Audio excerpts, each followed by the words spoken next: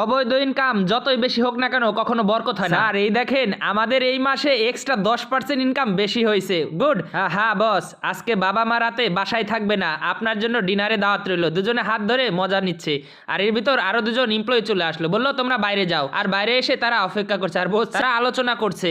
আর employee যখন বের হয়ে গেল তখন বললো যাও আজকে রাতে দেখা হবে। তখন বলছে দেখো একসাথে আমরা চাকরিতে জয়েন করেছি, আমাদের 15,000 টাকায় স্যালারি রয়ে গেল, এত দিন রাত পরিশ্রম করছি আর কিভাবে তার দিনের পর দিন যাচ্ছে আর 15,000 থেকে 30,000 টাকা হয়ে গেছে তার স্যালারি। সেই মেয়েটি তার কলিগ থেকে আবার টাকা ধার নিচ্ছে। এখন বলছে তোমার সব থেকে এই বসের অফিসে স্যালারি বেশি আর তুমি আমাদের কাছ থেকে ধার নিচ্ছ আর কম বেতন পাওয়া মেয়েটি, এই দেখো আমি এই মাসে নতুন আইফোন প্রো ম্যাক্স নিয়েছি।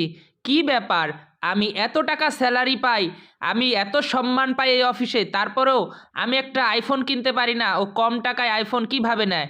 বলছে সৎ পথের ইনকাম অল্প টাকায়ও বরকত বেশি। আর তুমি যে রাস্তায় হাঁটতেছো টাকা ইনকাম বেশি কিন্তু সে টাকায় বরকত নেই। অসৎ পথের টাকা কখনোই বরকত হয় না। শেয়ার করে দিবেন।